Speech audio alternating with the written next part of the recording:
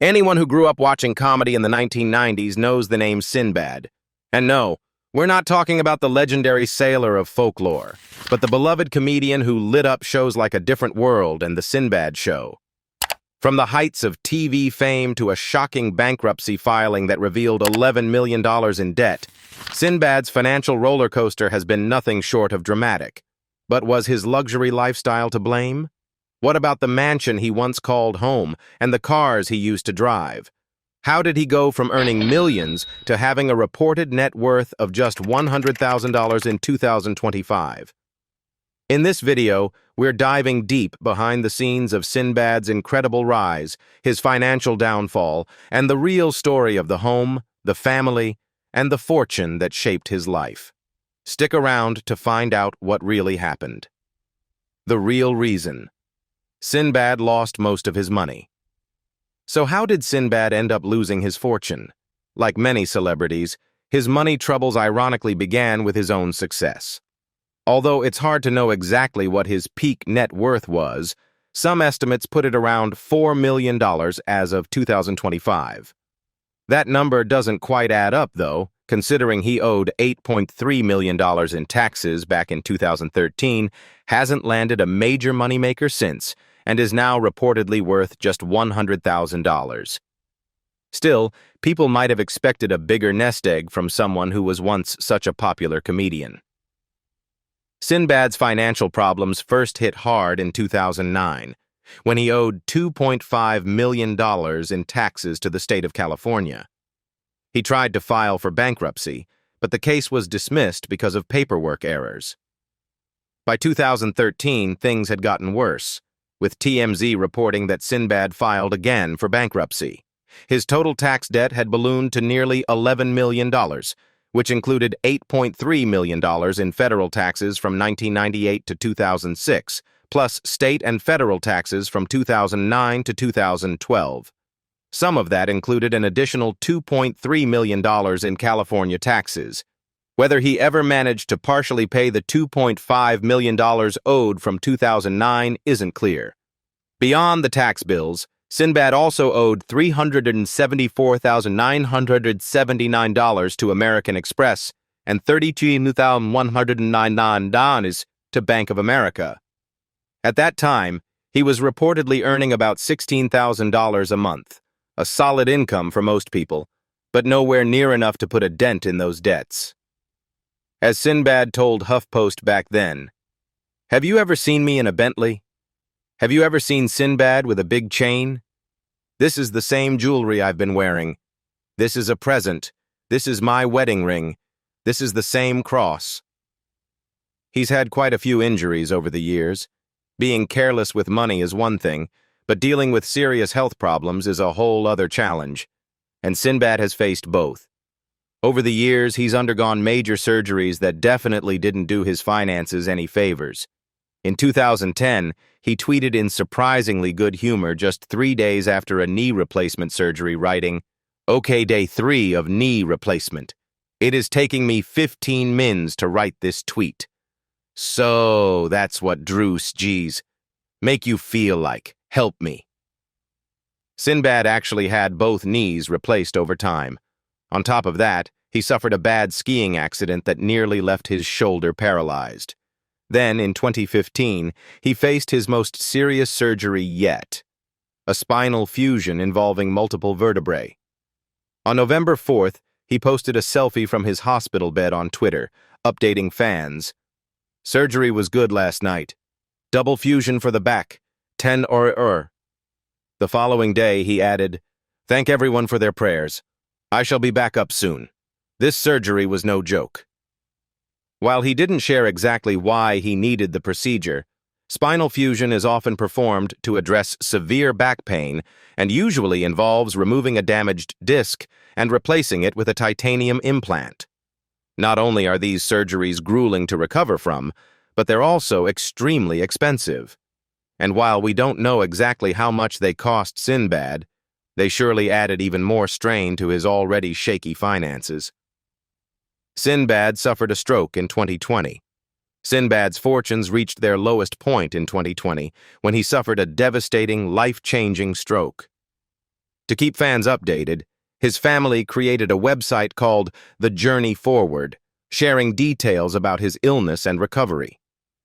While the site is now private, archived pages reveal that Sinbad suffered a double stroke, with 2 blood clots traveling from his heart to his brain. After a successful surgery for the first clot, a second one the next day caused swelling and bleeding in his brain. He was placed in a coma, put on a ventilator, and, after waking up, began a long and difficult journey of intense therapy. Slowly, he regained movement in some of his limbs and started walking and talking again. In March 2024, Sinbad posted a hopeful video on Instagram, speaking directly to fans and even capping things off with a bit of humor. "Expect to see more of me soon, and don't freak out if you turn around and I'm standing right behind you." Even better, he landed a role in Tyler Perry's film Straw, which premiered on Netflix in June 2025 and proved he was back on his feet. Of course, none of that recovery came cheap. According to Forbes in 2022, Sinbad's family produced a limited edition collectible toy to help raise money for his medical bills, priced at $350 each, with only 40 made. Exactly how these massive health expenses have impacted Sinbad's current estimated net worth of $100,000 is unclear, especially considering that figure might include assets like cars rather than cash in the bank. No matter what, Sinbad has shown incredible resilience and determination, and here's hoping he continues to recover and thrive. Inside Sinbad's former mansion, a peek at the comedian's once lavish home. Before bankruptcy and health setbacks changed his fortunes, Sinbad, the beloved comedian born David Adkins, once lived in a truly impressive mansion that reflected the peak of his career success. Tucked away in the hills of Hidden Hills, California, Sinbad's former home was the kind of property you'd expect from a star of his caliber, offering both luxury and comfort with plenty of personality. Spread across nearly 6,000 square feet, the estate was built for both family living and show-stopping entertainment. The house featured 6 spacious bedrooms, each with generous closet space and private ensuite bathrooms. The master suite was particularly striking, with high ceilings, large windows that drenched the space in sunlight, and a private sitting area that opened onto a balcony overlooking the lush backyard. The master bath was no less extravagant, boasting a jetted soaking tub, double vanities, and a walk-in shower fit for a 5-star hotel. At the heart of the house stood a gourmet chef's kitchen, finished with custom cabinetry, granite countertops, and top-of-the-line stainless steel appliances. It flowed seamlessly into a cozy family room with a fireplace, creating a perfect hub for gatherings. A separate formal dining area, accented by elegant crown moldings and dramatic lighting, made hosting dinner parties a breeze. One of the highlights of Sinbad's mansion was the grand living room. With its soaring ceilings, dramatic staircase, and oversized windows, the space had a sense of openness and drama worthy of a Hollywood star. Warm wood floors and a neutral color palette gave it a timeless, sophisticated feel. Stepping outside, the backyard was built for relaxation and entertainment. There was a sparkling swimming pool and spa surrounded by mature landscaping that offered privacy and a sense of serenity. A built-in barbecue and generous patio space created the ultimate setting for summer parties or quiet evenings with family. Sinbad's former home also included a home theater perfect for private screenings, a game room that echoed his playful side, and a 3-car garage to house his impressive, if sometimes financially questionable, car collection. Inside Sinbad's back-then car collection. At the height of his fame, Sinbad didn't just live large, he drove large, too. Like many celebrities who made it big in the 1990s, the comedian invested in a collection of sleek, powerful, and eye-catching cars that perfectly matched his energetic stage persona. Here's a look at some of the standout rides from Sinbad's garage during his glory days, with their estimated values at the time. Mercedes-Benz S-Class, $100,000. Sinbad was known to cruise around in a Mercedes-Benz S-Class, one of the most luxurious sedans on the market. With its plush leather interior, powerful V8 engine, and advanced tech features, the S-Class was a symbol of success and elegance. Hummer H2, $70,000. Nothing screamed early 2000s luxury quite like a Hummer H2, and Sinbad was no exception to the trend. This beastly SUV, big, bold, and built like a tank, came in handy for making an entrance. Equipped with a 6.0-liter V8 engine, the H2 was all about power, and its rugged yet upscale cabin made it a favorite for stars who wanted to stand out. Cadillac Escalade, $80,000. Sinbad also had a Cadillac Escalade parked in his garage, a go-to ride for countless entertainers, thanks to its blend of style, comfort, and undeniable swagger. Loaded with premium features and a roomy interior, the Escalade made it easy to travel with family or friends while still turning heads on the street.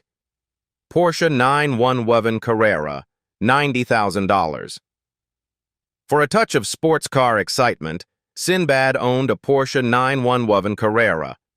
Known for its legendary handling and sleek design, the Carrera was the jewel of his collection. Its 3.6-liter flat-six engine packed a serious punch, going from 0 to 60 mph in under 5 seconds, perfect for a celebrity with a need for speed. Range Rover, $95,000.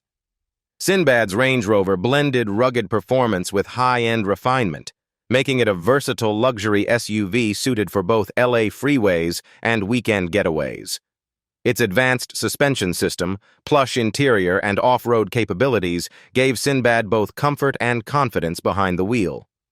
Altogether, Sinbad's car collection was estimated to be worth over $400,000 at the time, and it showcased the star's appreciation for both luxury and performance. Inside Sinbad's life and career in Hollywood. Since the 1980s, comedian David Adkins, better known by his swashbuckling stage name, Sinbad, has charmed audiences with his goofy, family-friendly humor. As the son of a Baptist minister, Sinbad took a page from the same playbook as his fellow clean-cut comic Will Smith, believing you don't need profanity to make people laugh, as long as you're genuinely funny. And Sinbad absolutely is. He once told Ebony that his comedic style is all about being real. It's about being on a stage and talking about everything that is wrong with all of us, he explained. And we realize, man, I'm not the only one who's messed up like this. That simple, relatable approach has carried Sinbad through a comedy career spanning more than 3 decades. But his journey hasn't always been simple. From early stand-up triumphs to hit sitcoms and movies, Sinbad built a reputation for making people laugh without ever getting caught up in scandal or celebrity feuds. In recent years, health challenges have brought Sinbad back into the spotlight, reminding fans just how much he's been through.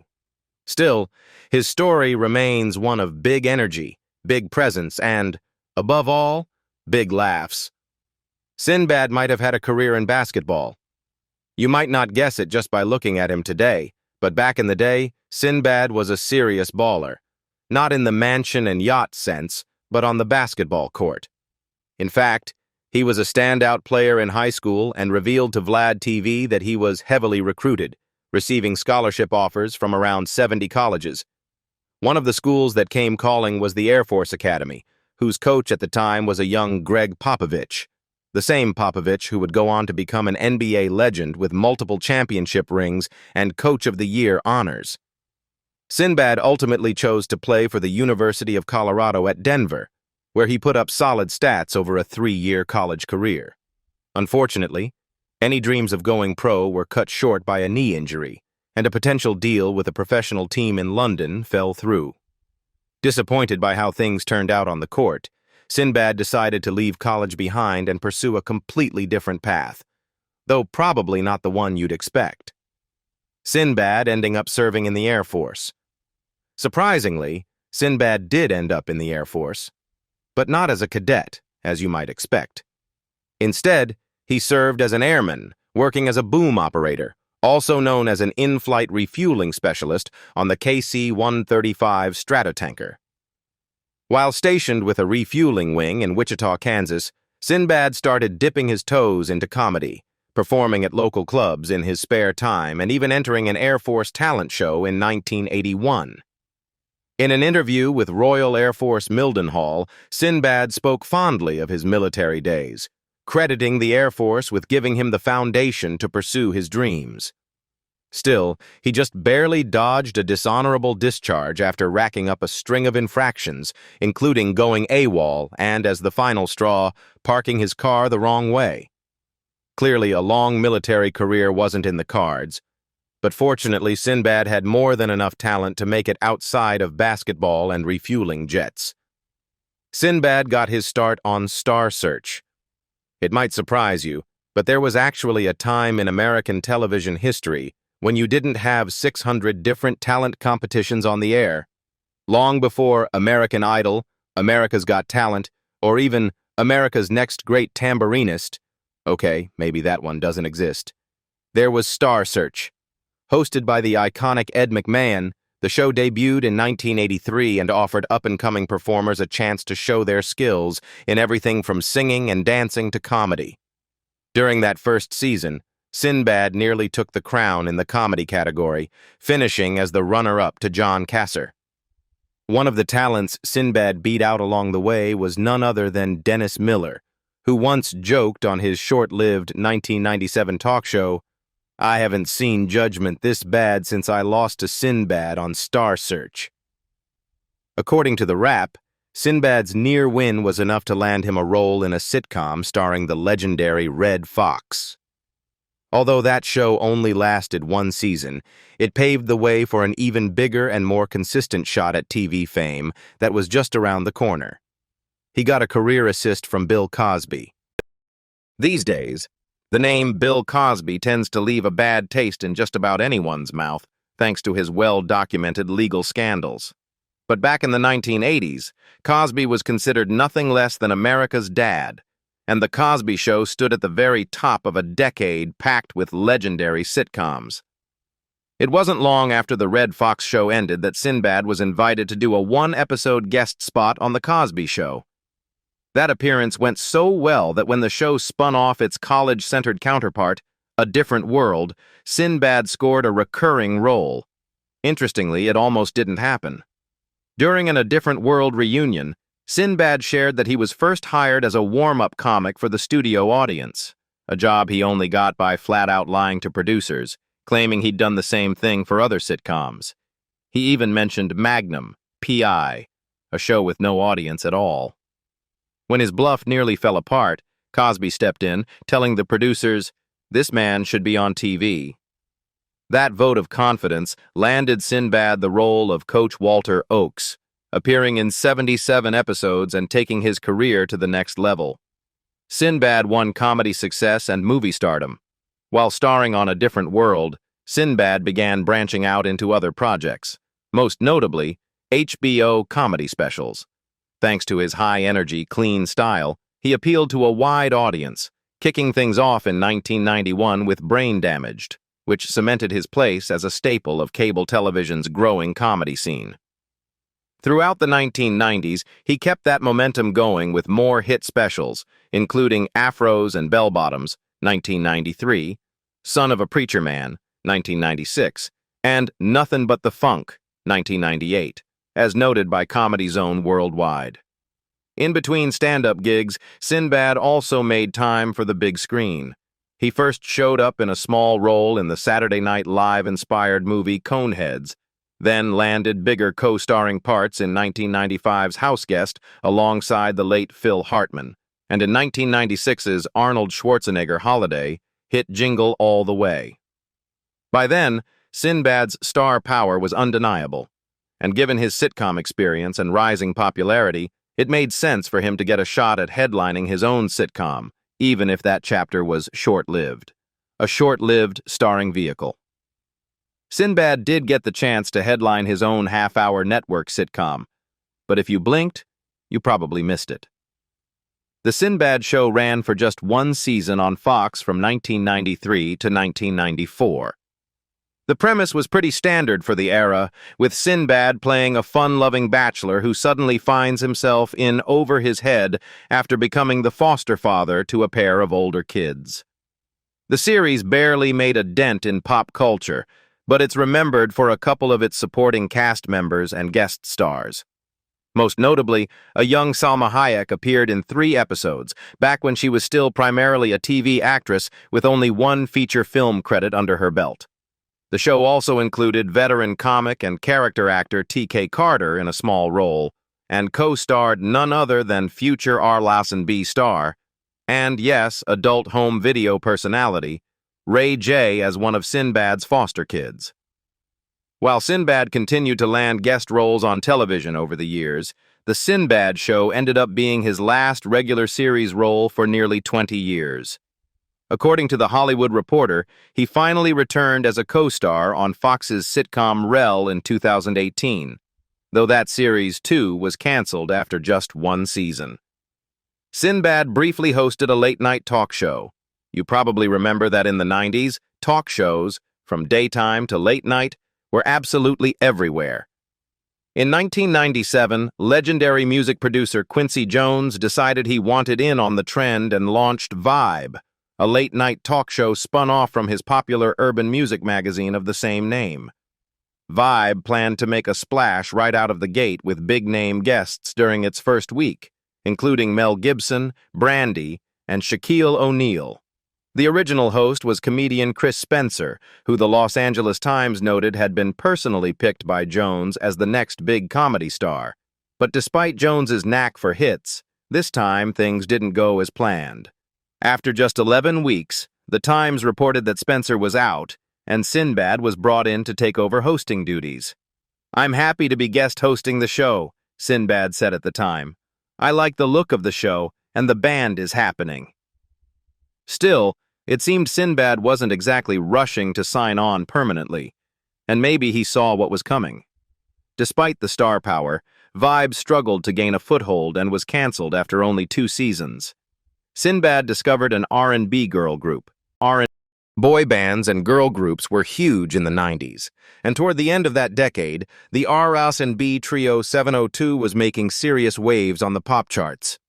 According to Billboard, the group, made up of Sisters Irish and Misha Grimstead along with Camila Williams, scored a number 4 smash hit with Where My Girl's At in 1999, a track written by Missy Elliott. They also landed songs on movie soundtracks like the 2002 John Leguizamo crime thriller Empire and Chris Rock's offbeat 2001 comedy Pootie Tang. Their moment in the spotlight didn't last long, but they burned bright while they had it, and might never have gotten their shot without Sinbad's help. As Gossip reported, Sinbad discovered the group, then called Sweeter Than Sugar, after seeing them perform near Las Vegas. Using his industry clout, he helped land them a spot on a popular Atlanta talent showcase, where they connected with legendary producer Michael Bivins of Belle Biv DeVoe fame. Bivins stepped in as their manager and suggested the name change to 702. The rest, as they say, is history. Sinbad got caught up in the Mandela Effect. For those lucky enough to have missed it, the so-called Mandela Effect is an internet-fueled phenomenon where groups of people remember things incorrectly, then try to explain those false memories using theories about alternate universes or divergent timelines. There are countless examples, but trust us. If you were convinced the beloved children's book series was spelled The Berenstain Bears rather than The Berenstain Bears, it doesn't mean you slipped into some sci-fi parallel dimension. It just means you remembered it wrong. One of the most famous examples involves a supposed 90s movie called Shazam, in which Sinbad played a genie, a film that absolutely, definitively does not exist. Most people who remember it are probably confusing it with 1996's Shazam, starring Shaquille O'Neal as, yes, a genie. But that didn't stop the internet from dragging Sinbad into the mystery of this imaginary film. In a 2016 interview with On Milwaukee, Sinbad addressed the weird rumor, saying, "People are determined to find this movie that never existed. I thought it would just go away.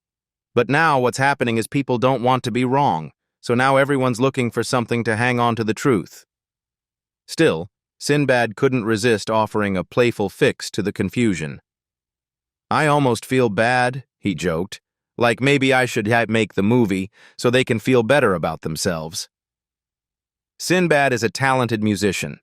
Like a lot of creative people, Sinbad's talents go way beyond just making people laugh. He's also a skilled musician, with chops on the drums, guitar, and various percussion instruments.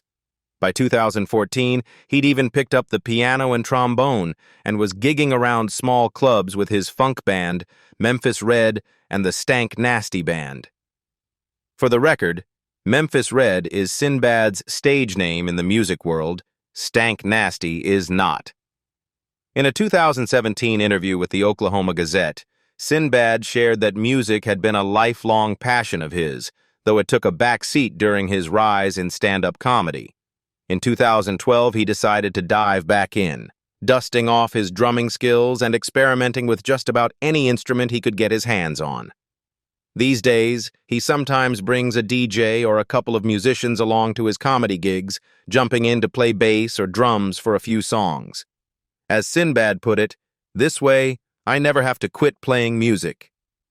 Inside Sinbad's personal life, his wife, his kids, and the power of family.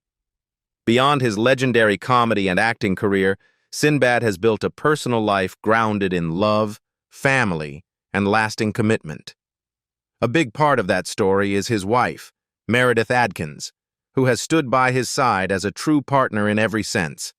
Married in 2002, Meredith has played a key role in supporting Sinbad through his comedy tours, acting projects, and creative ventures. Known for her own talents and strengths, she and Sinbad have built a relationship founded on mutual respect and love, a bond that's easy to see for anyone who's followed Sinbad's journey over the years. Sinbad and Meredith's love story began through mutual friends, and their connection was instant. Sharing similar values and a sense of humor, they quickly developed a deep and enduring bond. The couple often shares stories about their early days together, filled with laughter and companionship, which became the bedrock of their long-lasting marriage. As a family man, Sinbad is also incredibly proud of his children, who have each found their own paths in the world. He has 3 kids, Simone Adkins, Jared Adkins, and Destiny Adkins. They are far more than just a part of his life. They represent an essential part of who he is. Sinbad has frequently spoken about how important his children are to him, often sharing heartwarming stories that show just how dedicated and loving he is as a father. For Sinbad, family isn't just a chapter in his life story. It's a powerful force that has shaped and supported him, just as he has shaped and supported those he loves most. And there you have it. If you enjoyed this video, please like, share, and subscribe to our channel. And don't forget to check out the next video on your screen. You're going to love it. See you next time.